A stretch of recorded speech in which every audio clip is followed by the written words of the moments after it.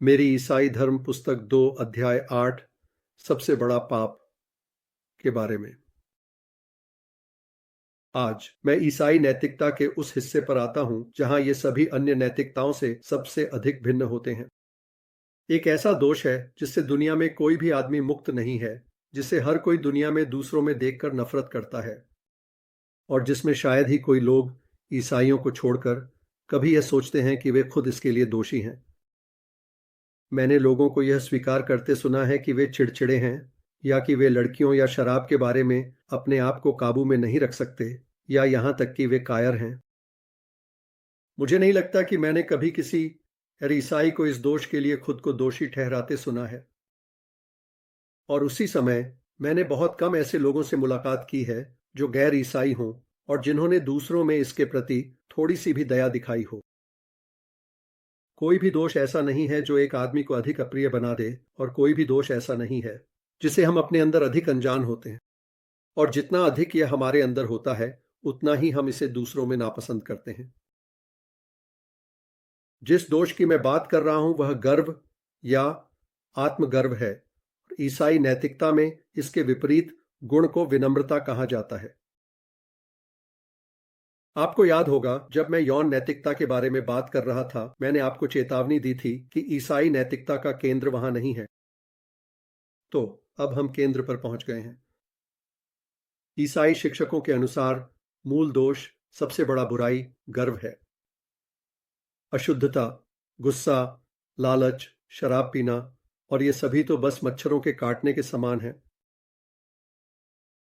गर्व के माध्यम से ही शैतान शैतान बना। गर्व हर दूसरे दोष की ओर ले जाता है। यह पूरी तरह से भगवान के विपरीत मानसिकता है। क्या यह आपको अतिशयोक्तिपूर्ण लगता है? अगर ऐसा है तो इस पर विचार करें। मैंने अभी एक पल पहले यह बताया कि जितना अधिक गर्व किसी में होता है, उतना ही वह दूसरों में गर्व को नापसंद करता है। वास्तव में अगर आप यह जानना चाहते हैं कि आप कितने गर्वित हैं, तो सबसे आसान तरीका है खुद से यह पूछना, मुझे यह कितना नापसंद है जब दूसरे लोग मुझे नजरअंदाज करते हैं, या मेरी ओर कोई ध्यान नहीं देते, या बीच में ही अपनी बात घुसाते हैं, या मुझ पर हावी होते हैं, या दिखावा करते हैं। बात यह है कि हर व्यक्ति का गर्व दूसरों के गर्व के साथ प्रतिस्पर्धा में होता है। यह इसलिए है क्योंकि मैं पार्टी में बड़ा शोर मचाना चाहता था कि मुझे किसी और के बड़े शोर मचाने पर इतना गुस्सा आ रहा है। एक ही व्यापार के दो लोग कभी सहमत नहीं होते। अब जो आपको स्पष्ट करना है वह यह है कि गर्व मूल रूप से प्रतिस्पर्धात्मकता है। यह अपनी प्रकृति से प्रतिस्पर्धात्मक है, जबकि अन्य दोष केवल कहने के लिए संयोगवश प्रतिस्पर्धात्मक होते हैं। गर्व को कुछ होने का कोई आनंद नहीं मिलता, केवल इस बात का आनंद मिलता है कि उसके पास अगले व्यक्ति से अधिक है। हम ऐसा कहते हैं, लोग अमीर, बुद्धिमान या अच्छे दिखने पर गर्व करते हैं, लेकिन वे वास्तव में ऐसे नहीं होते। वे दूसरों से अधिक अमीर, बुद्धिमान या अच्छे दिखने पर गर्व करते हैं। अगर बाकी सभी लोग समान रूप से अमीर, बुद्धिमान या अच्छे दिखने लगें, तो गर्व करने के लिए कुछ नहीं बचेगा। यह तुलना है जो आपको गर्वित बनाती है, बाकी से ऊपर होने का आनंद। जब प्रतिस्पर्धा का तत्व चला जाता है तो गर्व चला जाता है। इसलिए मैं कहता हूं कि गर्व मूल रूप से प्रतिस्पर्धात्मक है, जबकि अन्य दोष ऐसा नहीं होते। यौन प्रवृत्ति दो पुरुषों को प्रतिस्पर्धा में डाल सकती है अगर वे दोनों एक ही लड़की को चाहते हैं, लेकिन यह केवल संयोगवश होता है। वे शायद दो अलग अलग लड़कियों को भी चाह सकते थे, लेकिन एक गर्वित आदमी आपकी लड़की को आपसे ले लेगा, न कि इसलिए कि वह उसे चाहता है, बल्कि सिर्फ यह साबित करने के लिए कि वह आपसे बेहतर आदमी है। लालच पुरुषों को प्रतिस्पर्धा में डाल सकता है अगर चारों ओर पर्याप्त नहीं है, लेकिन गर्वित आदमी, भले ही उसके पास जितना वह चाह सकता है उससे अधिक हो, फिर भी वह अपनी शक्ति को साबित करने के लिए और अधिक पाने की कोशिश करेगा। दुनिया में लगभग सभी बुराइयां जिन्हें लोग लालच या स्वार्थ मानते हैं, वास्तव में गर्व के परिणाम के रूप में कहीं अधिक होती हैं। जैसे पैसे के साथ लो, लालच निश्चित रूप से एक आदमी को पैसे की चाहत दिलाएगी ताकि वह बेहतर घर, बेहतर छुट्टियां और खाने पीने की बेहतर चीजें हासिल कर सके, लेकिन केवल एक सीमा तक। एक आदमी जो सालाना 10,000 पाउंड कमाता है, उसे 20,000 पाउंड सालाना पाने की चिंता क्यों होती है? यह अधिक आनंद की लालच नहीं है। 10,000 पाउंड सभी विलासिताएं देंगे जो कोई भी आदमी वास्तव में आनंद ले सकता है। यह गर्व है, किसी अन्य अमीर आदमी से अधिक अमीर होने की इच्छा और इससे भी अधिक शक्ति की इच्छा, क्योंकि निश्चित रूप से गर्व वास्तव में शक्ति का आनंद लेता है। एक आदमी को दूसरों से इतना श्रेष्ठ महसूस कराने वाली कोई चीज नहीं है जैसे कि उन्हें खिलौने के सिपाहियों की तरह हिलाना। एक खूबसूरत लड़की जो जहां भी जाती है वहां दुख फैलाती है और प्रशंसा करने वालों को इकट्ठा करती है, उसका कारण क्या है? बिल्कुल नहीं, यह उसका यौन प्रवृत्ति नहीं है। इस तरह की लड़की अक्सर यौन रूप से ठंडी होती है। यह गर्व है। एक राजनीतिक नेता या एक पूरी राष्ट्र को लगातार और अधिक मांगने के लिए क्या प्रेरित करता है? गर्व से।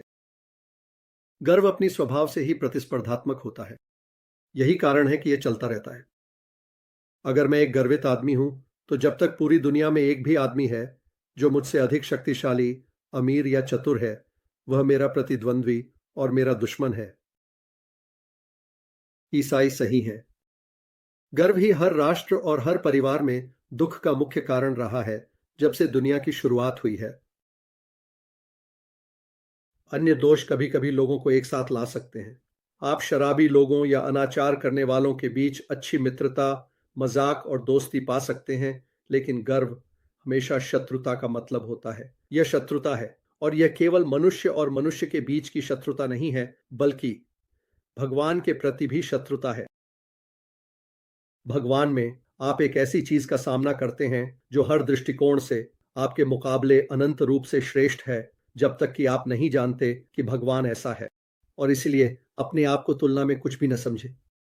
आप भगवान को बिल्कुल नहीं जानते। जब तक आप गर्वित हैं, आप भगवान को नहीं जान सकते। एक गर्वित व्यक्ति हमेशा चीजों और लोगों को नीचा देखता है, और बेशक जब तक आप नीचे देख रहे हैं, आप कुछ ऐसा नहीं देख सकते जो आपसे ऊपर है। यह भयानक सवाल उठाता है। यह कैसे संभव है कि लोग जो स्पष्ट रूप से गर्व से भरे हुए हैं कह सकते हैं कि वे भगवान में विश्वास करते हैं और अपने आप को बहुत धार्मिक मानते हैं? मुझे डर है कि इसका मतलब है कि वे एक काल्पनिक भगवान की पूजा कर रहे हैं। वे सैद्धांतिक रूप से इस काल्पनिक भगवान की उपस्थिति में खुद को कुछ भी नहीं मानते हैं, लेकिन वास्तव में वे हमेशा यह सोचते रहते हैं कि वह उनसे प्रसन्न है और उन्हें साधारण लोगों से कहीं बेहतर मानता है। यानी वे उसे एक पैसे की काल्पनिक विनम्रता देते हैं और इसके बदले अपने सहकर्मियों के प्रति एक पाउंड का गर्व प्राप्त करते हैं। मुझे लगता है कि यह उन लोगों में से एक था। जब मसीह ने कहा कि कुछ लोग उसके बारे में प्रचार करेंगे और उसके नाम से दुष्ट आत्माओं को बाहर निकालेंगे, तब वह यही सोच रहे थे, केवल यह सुनने के लिए कि दुनिया के अंत में उसने उन्हें कभी नहीं जाना। और हम में से कोई भी किसी भी क्षण इस मृत्यु जाल में हो सकता है। भाग्य से हमारे पास एक परीक्षण है। जब भी हम पाते हैं कि हमारा धार्मिक जीवन हमें यह महसूस करवा रहा है कि हम अच्छे हैं, सबसे ऊपर, कि हम किसी और से बेहतर हैं, मुझे लगता है कि हम यकीन कर सकते हैं कि हम पर प्रभाव डालने वाला कोई और है, भगवान नहीं बल्कि शैतान। भगवान की उपस्थिति में होने की असली परीक्षा यह है कि आप या तो अपने बारे में पूरी तरह से भूल जाते हैं, या फिर आप अपने आप को एक छोटे गंदे वस्तु के रूप में देखते हैं। अपने बारे में पूरी तरह से भूल जाना बेहतर है। यह एक भयानक बात है कि सभी दोषों में से सबसे बुरा हमारे धार्मिक जीवन के केंद्र घुसपैठ कर सकता है। लेकिन आप देख सकते हैं कि क्यों। दूसरे और कम बुरे दोष हमारे पशु स्वभाव के माध्यम से शैतान के काम करने से आते हैं, लेकिन यह हमारे पशु स्वभाव के माध्यम से बिल्कुल भी नहीं आता। यह सीधे नरक से आता है। यह पूरी तरह से आध्यात्मिक है, इसलिए यह कहीं अधिक सूक्ष्म और घातक है। इसी कारण गर्व अक्सर सरल दोषों को दबाने के लिए इस्तेमाल किया जा सकता है। शिक्षक वास्तव में अक्सर एक लड़के के गर्व, या जैसा कि वे इसे कहते हैं, उसके आत्मसम्मान का सहारा लेते हैं उसे ठीक से व्यवहार करने के लिए। कई लोगों ने कायरता, वासना या बुरे स्वभाव पर काबू पाया है, यह सोचकर कि ये उनकी गरिमा के नीचे हैं, यानी गर्व के द्वारा। शैतान हंसता है। वह आपको शुद्ध, बहादुर और आत्मनियंत्रित होते हुए देखने के लिए पूरी तरह से संतुष्ट है, बशर्ते हर समय वह आपके अंदर गर्व का तानाशाही स्थापित कर रहा है, जैसे कि वह आपके ठंडे घाव ठीक होते हुए देखकर पूरी तरह से संतुष्ट होगा अगर उसे इसके बदले आपको कैंसर देने की अनुमति दी जाती। क्योंकि गर्व आध्यात्मिक कैंसर है। यह प्रेम या संतोष या यहां तक कि सामान्य ज्ञान की संभावना को पूरी तरह से नष्ट कर देता है। इस विषय को छोड़ने से पहले मुझे कुछ संभावित गलतफहमियों के खिलाफ सतर्क रहना चाहिए। प्रशंसा में आनंद लेना गर्व नहीं है। वह बच्चा जिसे एक पाठ अच्छे से करने के लिए पीठ पर थपथपाया जाता है, जिस महिला की सुंदरता की प्रशंसा उसके प्रेमी द्वारा की जाती है और जिस उद्धारित आत्मा को मसीह कहते हैं अच्छा किया, वे प्रसन्न हैं और उन्हें होना चाहिए। यहाँ आनंद इस बात में नहीं है कि आप कौन हैं, बल्कि इस तथ्य में है कि आपने किसी को खुश किया है जिसे आप चाहते थे और जिसे खुश करना सही था। समस्या तब शुरू होती है जब आप सोचने से मैंने उसे खुश किया, सब कुछ ठीक है से सोचने लगते हैं मैं कितना अच्छा व्यक्ति हूं कि मैंने ऐसा किया। जितना अधिक आप अपने आप में आनंदित होते हैं और जितना कम आप प्रशंसा में आनंदित होते हैं, उतना ही बुरा आप बनते जा रहे हैं। जब आप पूरी तरह से अपने आप में आनंदित होते हैं और प्रशंसा की परवाह नहीं करते, तो आप सबसे निचले स्तर पर पहुंच चुके हैं। यही कारण है कि वैनिटी, हालांकि यह गर्व का वह प्रकार है जो सबसे अधिक सतह पर दिखाई देता है, वास्तव में सबसे कम बुरा और सबसे माफ करने योग्य प्रकार है।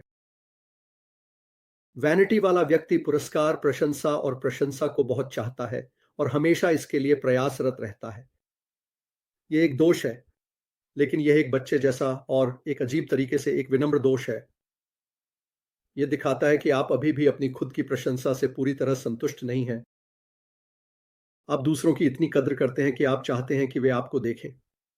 आप वास्तव में अभी भी इंसान हैं। वास्तविक काला शैतानी गर्व तब आता है जब आप दूसरों को इस हद तक नीचा समझते हैं कि आपको परवाह नहीं होती कि वे आपके बारे में क्या सोचते हैं। बिल्कुल, ये बहुत सही है। अक्सर हमारा कर्तव्य होता है कि हम इस बात की परवाह न करें कि लोग हमारे बारे में क्या सोचते हैं, अगर हम ऐसा सही कारण के लिए करते हैं, यानी क्योंकि हम इस बात की परवाह करते हैं कि भगवान क्या सोचते हैं। लेकिन गर्वित व्यक्ति की परवाह न करने का एक अलग कारण होता है। वह कहता है, मुझे उस भीड़ की प्रशंसा की परवाह क्यों करनी चाहिए, जैसे उनकी राय का कोई मूल्य हो। और अगर उनकी राय का कोई मूल्य भी होता, तो क्या मैं उस तरह का आदमी हूं जो किसी तारीफ पर पहली बार नृत्य करने वाली किसी लड़की की तरह खुशी से शर्माता है? नहीं, मैं एक एकीकृत वयस्क व्यक्तित्व हूं। जो कुछ भी मैंने किया है वह मेरे अपने आदर्शों या मेरी कलात्मक विवेक या मेरे परिवार की परंपराओं को संतुष्ट करने के लिए किया गया है। या एक शब्द में कहें, क्योंकि मैं उस तरह का आदमी हूं। अगर भीड़ को यह पसंद है तो उन्हें पसंद है, वे मेरे लिए कुछ भी नहीं है।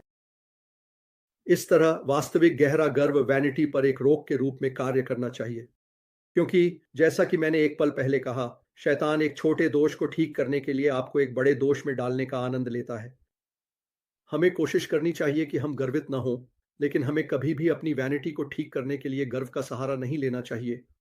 आग की अपेक्षा तवा बेहतर है। 2, हम अंग्रेजी में कहते हैं कि एक आदमी अपने बेटे, अपने पिता या अपने स्कूल या रेजिमेंट पर गर्व करता है। और यह पूछा जा सकता है कि क्या गर्व इस अर्थ में एक पाप है? मुझे लगता है कि यह इस पर निर्भर करता है कि हम गर्वित से वास्तव में क्या मतलब निकालते हैं। बहुत बार ऐसे वाक्यों में वह अपने के अर्थ में एक गर्मजोशी से भरी प्रशंसा होती है, क्योंकि ऐसी प्रशंसा निश्चित रूप से पाप से बहुत दूर होती है। लेकिन शायद इसका मतलब यह हो सकता है कि जिस व्यक्ति की बात की जा रही है, वह अपने प्रतिष्ठित पिता के आधार पर या क्योंकि वह एक प्रसिद्ध रेजिमेंट से संबंधित है, अपने आप को बड़ा समझता है। यह स्पष्ट रूप से एक दोष होगा, लेकिन फिर भी यह केवल अपने आप पर गर्व करने से बेहतर होगा। अपने बाहर किसी भी चीज को प्यार करना और उसकी प्रशंसा करना पूरी आध्यात्मिक बर्बादी से एक कदम दूर जाना है। हालांकि हम तब तक ठीक नहीं रहेंगे जब तक हम किसी भी चीज को भगवान से अधिक प्यार और प्रशंसा करते हैं। हमें यह नहीं सोचना चाहिए कि गर्व ऐसा कुछ है जिसे भगवान मना करते हैं क्योंकि वह इससे नाराज होते हैं, या कि विनम्रता कुछ है जिसे वह अपनी गरिमा के लिए मांगते हैं, जैसे कि खुद भगवान गर्वित हो। उसे अपनी गरिमा की बिल्कुल भी चिंता नहीं है। बात यह है, वह चाहता है कि आप उसे जानें, वह आपको खुद को देना चाहता है। और वह और आप दो ऐसी चीजें हैं कि अगर आप वास्तव में उसके साथ किसी भी तरह का संपर्क करते हैं तो आप करेंगे।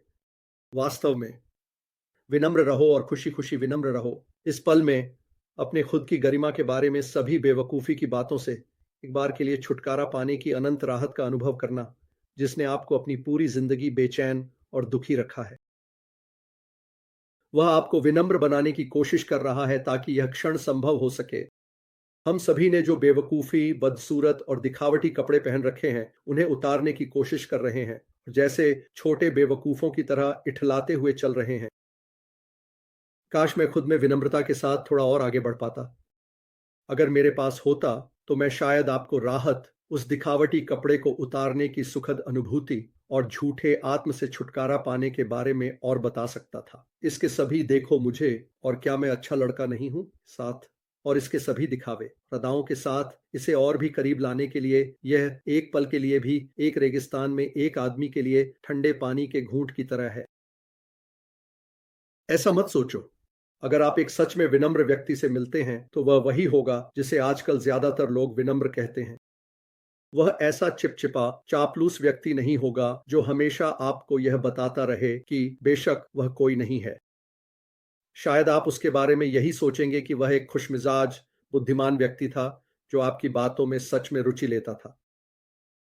अगर आपको उससे नफरत है, तो इसका कारण यह होगा कि आप किसी ऐसे व्यक्ति से थोड़ी जलन महसूस करते हैं जो जीवन का आनंद इतनी आसानी से लेता है।